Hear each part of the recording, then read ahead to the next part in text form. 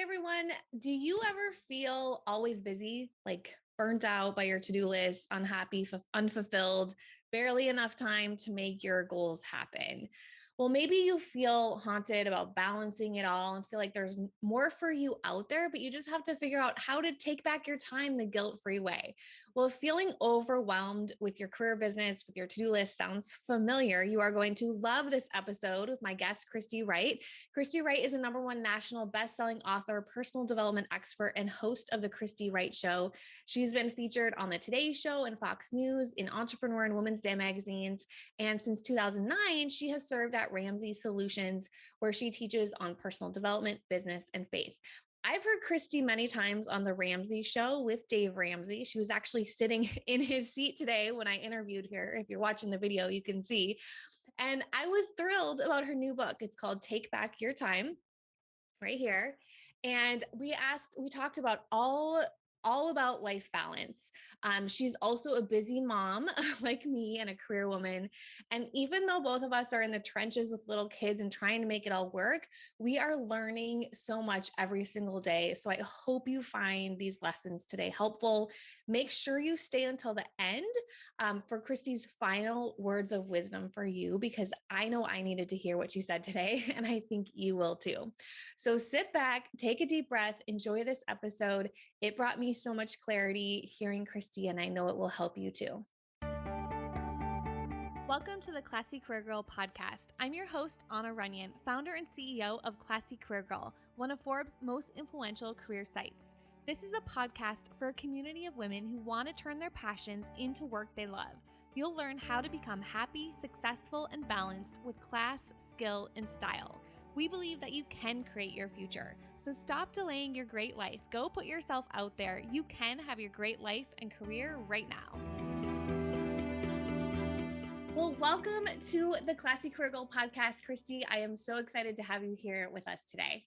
Yeah, thanks for having me. I'm so excited about this. Yeah, and we could talk for hours and hours on this topic of balance. So we'll try and keep it short. I know we have an ending time, but I know our listeners are going to love this conversation.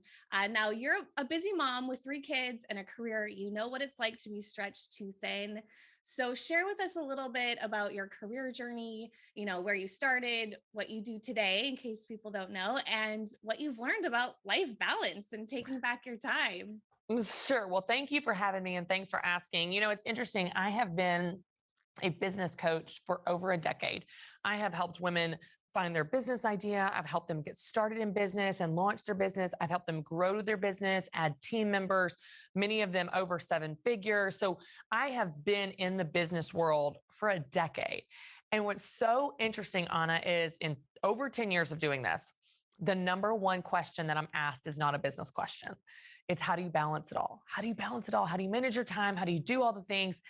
And I just found that fascinating because as a business coach and content creator, I'm always paying attention to what my audience is saying, what they're asking. And this was such a strong theme that I thought I want to go in this space. I want to solve this problem for them. I want to help them. Well, that interest started years ago, right? It took on a whole new meaning when I started having kids because it's not that I wasn't busy before. But I will say that before I had children, I had not experienced the pull that you feel when you're having to make choices in how you spend your time between your work and your kids or your business and your family and so on. And I think that, like I said, it's not that I didn't have to make those decisions before I did, but it was not so emotional. It was not so difficult. And it just became harder and harder. And so I had 3 kids in 5 years. And really am still in the trenches. My oldest is 6 years old. So I'm still in the trenches. My youngest is 1. And so I still am figuring it out.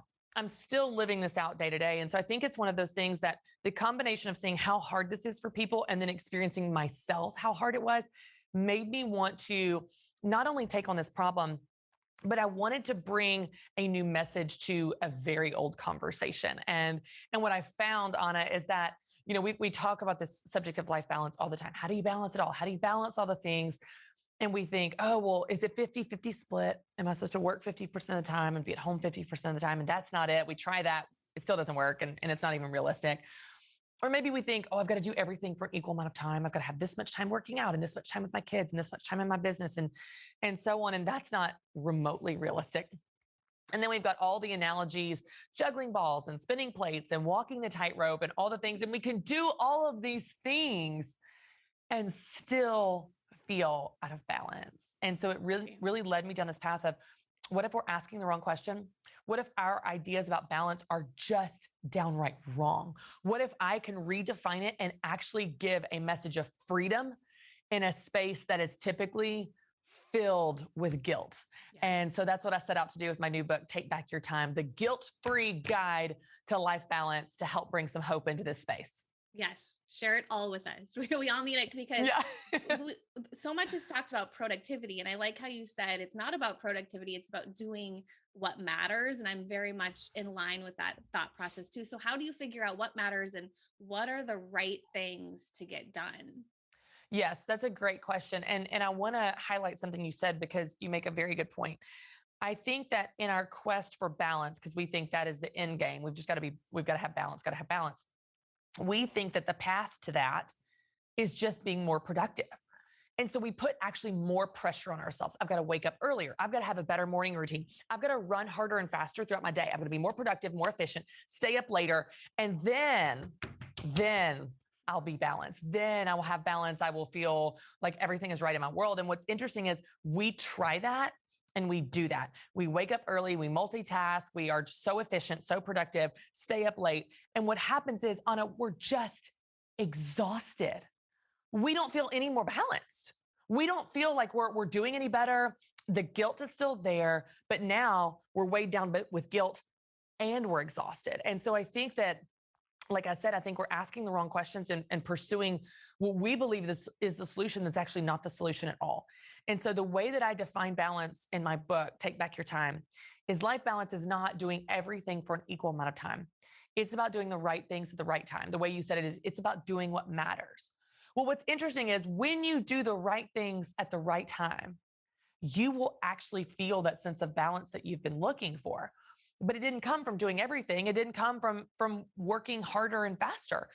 It came from actually doing just the right things. I think it was Peter Drucker that said, there is nothing so useless as doing with great efficiency that which shouldn't be done at all. And if we're not careful, we will plow through our to-do list. We will run so fast to get to all the commitments on our calendar. And at the end of the day, we're exhausted and out of balance, but it was simply because we did not do the right things. And so I help people in my book identify what's right for them and then spend time on those things and then train yourself to be present for those things. And all of those are key ingredients to feeling that sense of balance. But to your point, if we're going to do the right things at the right time, well, we need to know what the right things are. Here's the best news about this message. You get to decide what's right for you. So a way to ask yourself this in a really simple conversational way would be, what's right now? Another way to say this, or what we're trying to get to, is what is important right now? Not what I like to do, what sounds fun, what do I have FOMO about, what's a good idea in another lifetime, what are my friends doing, what do other people think I should do? No. When you take away all the other variables and you just ask yourself this one, what's right now? You get a very different answer than if you ask yourself what is good and fun and interesting and what do I want to do and what should I do and what does my friends think I should be doing. What's right now, what is important right now, that is the thing that you want to be focusing on. And that will change as your season changes, as your week changes, as your day changes. So let me give you an example. And this is very real time for me. Several weeks ago, I got a text from one of my very best girlfriends that she was taking a girls trip, wanted me to go. It was going to be so fun, like just beautiful, awesome, all the things, like the thing that you would have major FOMO about. You're like, everybody's going, everybody's in, this sounds so fun. It's this beautiful location, drinks with little umbrellas in them. I'm like, this sounds amazing. Okay. I'm like, yes, I need to go there. Same. FOMO sounds fun. Friends, all my friends are going. The pull towards going was so strong. If I asked myself any of those normal questions I asked myself, but the timing of this trip happened to fall right smack dab in the middle of my kids going back to school, of my final week of seminary work when a paper is due. And oh, by the way, in the middle of me launching a book on time management. So when I asked myself, is this right now? No, Anna, it's not right. It's good. It's fun. It's FOMO. It's girlfriends. It's all the things. But a good thing at the wrong time is the wrong thing. It actually turns into something that you feel guilty about or burdened by or stressed about. It takes the joy out of the very thing that should be joyful. And so what's so great about asking yourself this question, what's right now? It gives you permission to focus on what's right and shake the guilt of things that are not right. Because then well, just because something's not right now doesn't mean it's never right. I will go on a girls' trip, maybe next spring. We will go again. This is not the only time I can do this thing. And so it helps you shake the guilt and gives you the freedom to focus on what's in front of you. So I can be there for my kids' first day of school. I can be working on my seminary paper. I can be present for interviews like this one because I know I'm doing what's right. And what's amazing is I actually don't feel guilty about saying no. I feel much more stress-free because I know I'm doing what's right. It's one of those things that when you realize what's right, your shoulders relax. When you recognize what's right and you spend your time on it, you make the decision to commit to what's right now, you go, okay, this is what's right. And I feel peace. I feel balance. I feel confident in my choice that I made. I feel happy with how I'm spending my time. And I think, Anna, when we say we want balance, that's what we're really after. I think we just want to feel good about how we're spending our time. I think we just want to be proud and confident in our choices. I think we want to feel peace in a chaotic world where we have more coming at us than we could ever possibly have time for. And when you ask yourself what's right now, and you do that, all of those things fall into place for you. I love that too, because, and I know how it feels too, when you have this to-do list that's a mile long and you just take those important things off, and you put it on a different list and it's like, oh, I can get that done, Yes. So it kind of moves into because I know you talk about to-do lists as well in your books as well. Like how do you what's your take on to-do lists? How do you like to do it? So here's one of the things. You can do this with your calendar or with your to-do list. But in general, we women are terrible at prioritizing. Terrible. So if anybody's watching this video, they'll see this. It's as if everything is on an equal playing field. Just imagine just a straight horizontal line. And we've got all these things that fall on this line. Even how we talk about it I've got to pay bills and I've got to work out and I've got to reorganize my attic and I've got to make homemade cookies for the whole neighborhood and I have to feed my children and I have to have my quiet time. Okay. Listen, all of these things are not created equal. Feeding your children is not in the same hierarchy of priorities as reorganizing your attic. And until we realize that some things are more important than others, then we are always going to be stressed and anxious because when push comes to shove and two things need us, like they always do, we don't know how to make decisions. And so we just try to multitask to do it all at the same time. Your freedom is going to come from prioritizing. Your freedom is going to come from acknowledging that there are some things that are more important than other things. So what I want you to do is take this horizontal line that you plan your list on, and I want you to flip it and make a hierarchy, top to bottom, first, second, third. If I get nothing else done, what's the most important thing I get done? Probably feeding your kids, just a guess. If I get nothing else done, what's the second most important? I've got to pay bills. If I get nothing else done, what's most important? And you go through your list top to bottom, and you maybe for the first time in your life, prioritize. You determine the importance of things in order of priority. And what's so interesting is when things fall below the line, because they always will, because you're always going to have more on your calendar and to-do list than you really have time for, most likely, if you're a busy, hard driving, goal-oriented person.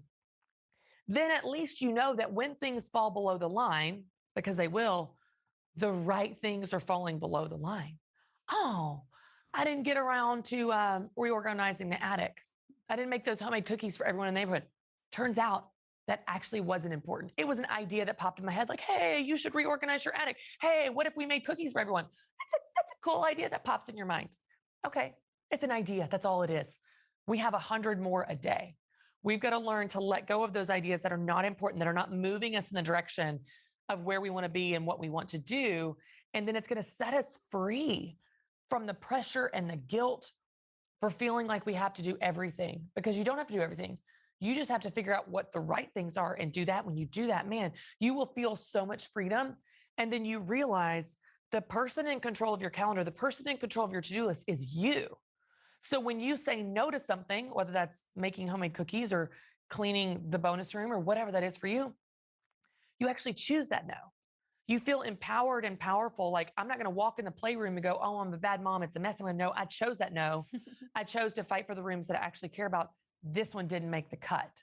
I'm not a victim to my circumstances or my calendar, my to-do list. I'm in control of my no and my yes. And I'm not going to feel guilty for my no because I chose that no. But what's amazing, Anna, is if we can simply shift our focus, and I talk about this in the book, and instead of focusing on the no, the thing we said no to, the thing we didn't show up for, the thing we didn't get to on our to-do list, if you would focus on the yes, what you said yes to, what you did show up for, what you did accomplish on your to-do list, you will feel so proud of yourself. You will feel so proud of how you're spending your time, and you will shake so much of the guilt. But as long as you live your life focusing on the negative, the 2 items you didn't get to on your to-do list, the one thing you had to decline on your calendar, the areas that you feel like you're falling short, then you will consistently live in a narrative that you're failing, and you're not. All you have to do is flip your focus. Instead of focusing on the no's, focus on the yeses. Instead of focusing on what you didn't get to, focus on what you did do. Because as long as you live your entire life focused on what you didn't get to, you're going to feel guilty, but that's a personal choice. You can flip your focus, and because it's not about the no anyway. It's about what that no enables you to say yes to. For example, in the evenings when I get home from work from 5:30 to 7:30, I want to play with my kids. I don't want to clean the house spotless. I'll pick up the rooms that are important to me, but the rooms that aren't, that are going to get messy again, I let them go on purpose, intentionally. So again, when I walk in the playroom and it's a mess, I don't feel like a failure because I go, oh, I chose that no. And in fact, that no, choosing not to clean up the playroom, for example, allows me to be present and enjoy my kids and play with them 5:37. That's a better yes. So what does that no allow you to say yes to? I want you to focus on what you are doing and watch how that sets you free to be proud of how you're spending your time. Because I guarantee you, no one listening to this podcast is sitting on the couch eating Cheetos, binge watching Netflix all day. You're doing something with your time. Be proud of what you're doing right instead of feeling guilty for what you perceive to be doing wrong. You're doing a lot of things well. You just need to acknowledge it. I love that. And I feel like it also leads into, because I know you work with a lot of women who want to start businesses. And what I see is, there's these dreams and these goals, and it never makes it above the line that you're talking about, like the hierarchy of like what they're meant to do, what their purpose is, what they really want to do with their life. So can you speak to that too? Like, how can we make sure we put in our passions, our dreams, our goals, if it's to start a business, if it's to, grow your side hustle, like how can we get that above the line so we can make more time for that and pursue that passion? Yes, I love this question because you're exactly right. You're exactly right. That's exactly what they do. So many people do. So the idea, here's the thing about kids. They take up a lot of time. And because we have this emotional connection to them, obviously, we're their mother, it's kind of a strong one. We tend to feel like nothing we do is ever enough. Let me give you an example. Last August, so August of 2020, I was out of town for like 3 weekends in a row. And I was feeling really guilty about it. Like I was feeling really guilty about leaving my kids for 3 weekends in a row. And my husband's like, Christy, we've been in quarantine with our children for 6 months. You've spent a lot of time with them. You're okay to go out of town for 3 weekends in a row. But because I wasn't focusing on what I had done, 6 months of nonstop 24/7 interaction with the kids. I was only focused on what I was saying no to, meaning not being with them for 3 weekends, for example. So because for those of us that are parents and have kids, that can feel like nothing we do is ever enough. So to your point, our business and our goals and our priorities, even working out, other things don't make it above the line because the kids will fill up everything above the line unless you shove something above the line. So what I would encourage people to do is define success. What I mean by that is, what is success in terms of how many hours you spend with your kids, quality time? What is success in terms of how many hours you spend on your business? Let's just make up a number, okay? Let's say I'm going to spend 10 hours of good quality time with my kids in a week. I'm making up these numbers. You figure out what's right for you. And I'm going to spend 10 hours of good focused time on my business. Now, it could be 10 with your kids, 20 on your business. It could be 20 with your kids, 10 on I don't care what you do. But if you don't define success, you'll never achieve it. You can't achieve something you never define. It becomes this moving target. And we think, oh, well, I'll work on my business when there's time left over, and there's never time left over because kids fill up, or whatever you're doing fills up everything above the line. So instead, what you're going to say is, I'm going to dedicate this amount of time. So let's just say 15 hours with our kids. If I spend 15 hours with my kids a week, I feel like that's good quality time. So you begin to look on the calendar. Okay, I spend with them 2 hours every night. That's 10 hours right there, Monday through Friday. And then I spend 5 hours with them on a Saturday. Okay, well, that's my 15 hours. I've defined success and I've put it on the calendar and I make sure it happens. Okay, well, where does the business go? Well, then the business is going to happen during nap times. Okay, 3 hours a day, Monday through Friday, for example. You got that right there. Okay, 3 times 5, 15 hours. Or you could carve it out on that Sunday afternoon. You begin to plot these time blocks on your calendar, and then you can see, oh, I'm actually meeting my goal of time spent with my kids. I'm actually meeting my goal of time spent on my business. But you aren't meeting it because you're not defining it. You're just saying, what's enough with kids? I don't know. It's never enough. What's something for my business? I don't know. There's never time left over. Well, as long as your time management plan for managing your business in relation to your family is, I'll work on my business when there's time left over, and I never seem to spend enough time with my kids. Can you see the problem there? There's never enough time spent with kids, so there's never time left over, so the business never happens. Define success. Define what your goal is. And of course, this is loose. There are going to be weeks where you're all in on your business or your kids need you more, and you get to define that. But that's the reason that in the book, when I talk about priorities, I say you need to have a set of priorities for the season you're in, what's most important in this season. You need to have your priorities for your get each week within that. Okay, what are my priorities this week? Because it's more specific, current, relevant to that time frame. And then what are my priorities even for each day? My priorities are for a Saturday look very different than a Monday. And so I can define success. What do I want this day to look like? And it just gives you permission to adapt to the season. For example, I'm going to say something and I'm going to say it deliberately. I'm going to say it aggressive deliberately. I'm going to say it really direct deliberately to like rattle people a little bit. I'm in a season of launching my book. Launching my book is more important than my kids right now. Now, I said that way on purpose. Now people are like, oh, she's the worst. She hates her children. Let me explain. We all have a set of fixed priorities, meaning concrete priorities that if push comes to shove and all hell breaks loose, this is what matters most. That's when we tend to say things like it's God, other, self, in that order. That's awesome. My kids come before my work in my fixed priorities. Okay, so if all hell breaks loose, my kids, of course, are more important. Thankfully, we don't live in a world where all hell is breaking loose. We live in a world where we need to know how to manage our Tuesday. So within each season, you're going to have these another set of flexible priorities that are more specific and relevant to the time frame that you're managing your time in. And so while my kids are more important than my work in a if all hell breaks loose kind of way, and if I got a call right now that my son's in the ER, I'm out of here, Anna. Like this interview is over and I'm out of here. He's fine right now. He's at school. I'm with you. I can focus on you. And so what happens is then when we have these flexible priorities, we can say in this season, if I get a speaking event, if I get an interview opportunity and I have to choose between taking that or having dinner with my kids, I'm going to take that interview. Because what matters in this season is launching this book. And that doesn't make me a bad mom. It means that my priorities reflect the season I'm in. You know what was most important this summer? Being with my kids. I took every Friday off. I took them to the park. We went to the lake. We played. Kids and fun was the top of the priority list this summer. And so there's an ebb and flow to our lives where our priorities in any given season should reflect the season we're in. And so if you're in a season where things are really busy at work or your business, you're getting your business off the ground and you decide that, hey, this is top priority right now. I'm going to get help. I'm going to get babysitters. I'm going to talk to my spouse. We're going to figure out how to make it work with these other things I love. It doesn't mean I don't love my kids. And it doesn't mean I don't spend time with them. I do. It's just not as much time as I did this summer. And it means that if I have an opportunity to do what's in line with my top priority, which is getting the book out in the world, I'm going to say yes to that opportunity. What's interesting is, and I'm just realizing this as I'm saying it out loud with you, here's what I think happens. I think that we have this idea in our mind that we only have one set of priorities, and it's the fixed ones. The push comes to shove, kids always come first. But then the reality of our lives and our constraints and our interests, the practical side of managing our time, requires us to say yes to things that are opposite than that. Like my example of saying yes to interviews instead of having dinner with my kids. I think that's where our guilt comes from. I think our guilt comes from putting pressure on ourselves that our fixed priorities have to be true 24/7. We don't live in a world where all hell is breaking loose. We live in a world where like you need to know how to manage your Tuesday.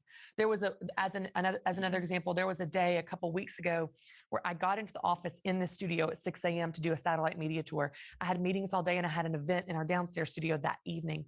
From the moment that I left to the moment that I got home, I never saw my kids that day at all. They were asleep when I left. They were asleep when I got home. But because I'm in a season of launching this book and I've decided this is what's right now, I didn't feel guilty for that day because I did what was right on that day. And so I just want to set women free. You get to decide what's right for you. And if not working on your business at all, because you're in a season where one of your kids really needs you, or you've got a newborn, or you're putting the business on hold, that's right for you. It doesn't mean you're not goal oriented. It doesn't mean you're lazy or you're not going to be successful in business. You're doing what's right now. And you get to decide what that looks like. And on the opposite extreme is if you're not seeing your kids as much as you want for this season, which is a blip on the radar in the grand schemes of your role as their mother in life. This is a blip on the radar. My children will not remember August and September of 2021 that mom wasn't at all the things all the time. But I'll remember that I got this book out in the world, that it was such a part of my heart to set women free. So just understanding the practical implications of prioritizing and knowing that you have permission, in fact, a responsibility to set priorities based on the season, week, and day that you're in. And it should reflect what's actually going on at the time in a very specific, current way. And that's going to set you free to do those right things at the right time. I love that. I remember the day where I sat down and I actually was like, I'm going to take control of my calendar. And I hope everyone is like hearing how much control you have of your calendar, because it's like a commitment, and it's like, I remember that second where I was sitting and I was like, I'm going to be in charge of my calendar. That's right. And that you're so in control of your calendar. I love it. So tell us where people can find out more about you, find out more about your book, so that they can read and learn how to get rid of all of the guilt. Yes, I love it. Well, Anna, thank you again for having me. You can go to christywright.com/balance. You can find all about the book there. You can, of course, get your copy of the book anywhere that books are sold. And there's actually, I haven't even talked about this much, but I wrote a workbook that goes along with it. So when you get the book, you get a free digital workbook that has challenges and templates to help you do some of the exercises I'm teaching you to do, from prioritizing to creating your ideal calendar. It's very tactical and practical. And so you can get that. The URL is in the book, and you'll get that whenever you get the book as well. And I find like you have to go back and redo that ideal calendar like often. Like, I don't know how many times you do it, but I'm like, I got to redo it over and over again. When your season changes, things need to change. And so often we don't adapt. So you're exactly right. This is something that when you enter a new season or something changes, you go back to step one. There's 5 steps on the path to balance. It's very tactical. You go back to step 1 and identify what matters most in this new season, follow the steps, and then you will always be doing the right things at the right time. I love that. So final words of wisdom for someone who's trying to launch their dream business, career, trying to find the time to make it happen. What would you tell them? Yeah, the message that I think is more important than anything about our time is that you are doing a good job. You're doing a good job. You're already doing a good job. We're going to build on that foundation. But I believe this broken record in the back of your mind that you're failing is a lie. It's not true at all. And it's stealing your joy and your ability to experience and enjoy the moment that you're in. So I want to set you free there and go, you are doing a good job. Know that and embrace that and live from that truth. And then we'll figure out what balance looks like from there. I love that, because not many people tell us that. Like, right. No one goes and to we can't hear it enough and says that. So everyone listen. I love it. For sure. I needed to hear it. So thank you. Awesome. Okay. Well, thank you so much for being here today, Christy. This is fun. Oh, you're awesome, Anna. Thanks so much let me say it again. You're awesome, Anna. Thanks so much for having me. You're welcome. Hey everyone, I got to tell you something. Launching your dream career business is not what it used to be. Trust me, I've been doing this for going on 11 years now. You need a roadmap now if you want to launch your dream career business, if you want to get your career unstuck and never dread Monday again. So I have created the Love Your Work and Life roadmap, and it's 6 easy steps to follow that will set you up for success. It's completely free, and inside of it, you're going to be able to discover the top 3 mistakes that people make when trying to make a career change and get their dream career business off the ground. You're going to learn how to prioritize and what you need to do first to create work you love. So you can go download the free roadmap right now at www.classycareergirl.com/roadmap.